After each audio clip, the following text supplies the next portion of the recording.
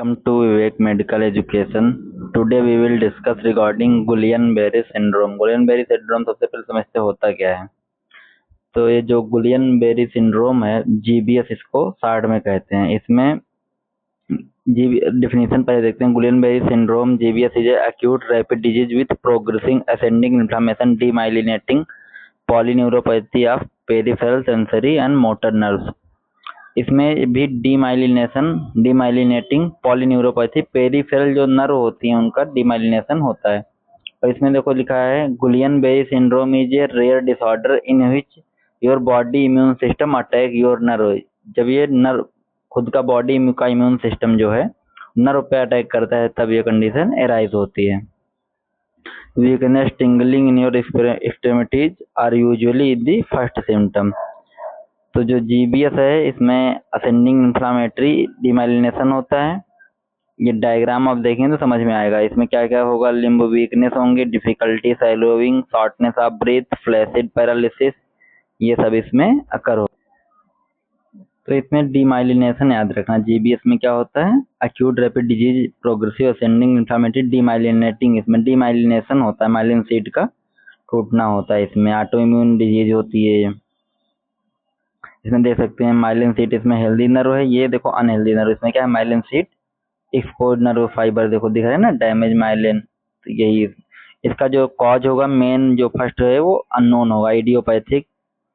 उसके बाद GI infection, URI, mycoplasma, pneumonia, HIV, ये सब इसके कॉज होंगे। और उसमें ऑटोइम्यून डिसऑर्डर भी लिख सकते हो, जैसे कोई सर्जरी हुई हो लिख सकते हो, ट्रामा की वजह से हो सकता है, अदर एक्यूट इलनेस की वजह से भी ये हो सकता है। साइन एंड सिम्टम इसमें क्या क्या होंगे, तो वीकनेस होगी, डिस्काइनेसिया। डिस्काइनेसिया का मतलब होता है इसमें बॉडी के मूवमेंट जो है वो बहुत कम होते हैं। पैरेस्थेसिया होगा, पैरेस्थेसिया का मतलब होता है नंबरनेस। क्वाड्रिप्लेजिया मतलब इसमें एक्सट्रीमिटीज का क्या बोलेंगे, पैरालिसिस ऑफ लोअर और अपर एक्सट्रीमिटीज होगा इसमें क्वाड्रिप्लेजिया। हाइपोरिफ्लेक्सिया में क्या होगा, जो बॉडी के रिफ्लेक्स हैं वो कम हो जाएंगे। बॉडी रिफ्लेक्सेस होते हैं ना, मतलब अगर हाथ को कहाँ पे बाइसेप्स रिफ्लेक्स होता है, एक नीचे पैर के रिफ्लेक्स होते हैं, वो सब रिफ्लेक्स होते हैं, वो कम हो जाएंगे। प्यूपिली डिस्टर्बेंस, जो आई का प्यूपिल होता है वो डिस्टर्बेंस होगा। जैसे नॉर्मल कंडीशन में जब आई नॉर्मल, अगर लाइट ज्यादा है रूम में, मान लो किसी रूम में आप हैं, वहां पे लाइट है कमरे में अच्छी ज्यादा है, तो उसमें जो प्यूपिल का साइज होगा वो छोटा होगा। अगर कहीं अंधेरे में है तो प्यूपिल का साइज बड़ा होगा। तो इस कंडीशन में डिस्टर्बेंस हो जाएगा। रिफ्लेक्सिया, इसमें क्या है, रिफ्लेक्स इसमें भी अब नॉर्मल होंगे। असेंडिंग वीकनेस, जो वीकनेस है असेंडिंग की वो असेंडिंग वीकनेस होगी। असेंडिंग वीकनेस का मतलब समझ रहे हैं ना, मतलब असेंड में चढ़ना, चढ़ने में कोई चीज weakness. Difficulty in talking, chewing and swallowing due to cranial nerve involvement. कभी कभी इसमें क्रेनियल नर्व का इन्वॉल्वमेंट होता है तो इसमें difficulty in talking, chewing and swallowing हो सकता है। डायग्नोस्टिक वैल्यूएशन में history collection, physical examination, CSF examination, electro physiologic studies. इसमें इलेक्ट्रोफिजियोलॉजिक मतलब बॉडी के फंक्शन की स्टडी की जाएगी। फिर है सीएसएफ फ्लूइड एनालिसिस कैसे करोगे, तो ये देखो लंबार पंचर से निकाला गया है L3 L4 के बीच से, इसका एग्जामिनेशन करेंगे। लंबर पंचर प्रोसीजर है, cerebrospinal fluid is taken out from spinal canal for diagnose the disease.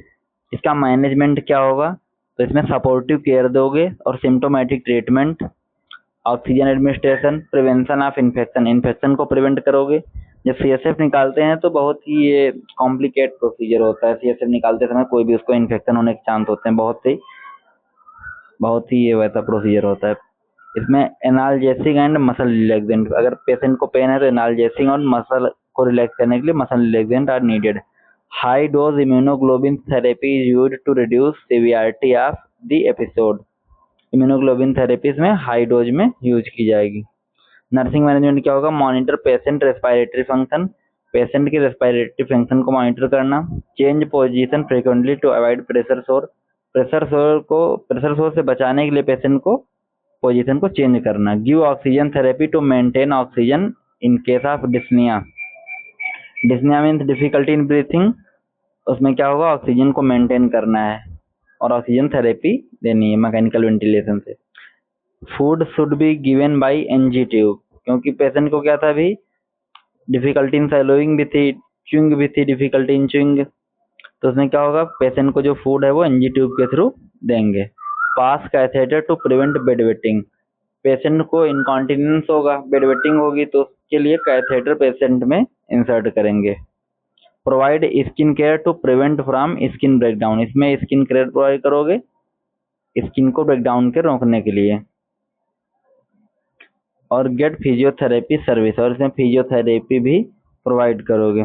इसमें एक और जैसे मैंने छोड़ दिया पैथोफिजियोलॉजी, तो पैथोफिजियोलॉजी में ड्यू टू एटियोलॉजिकल फैक्टर हो गया।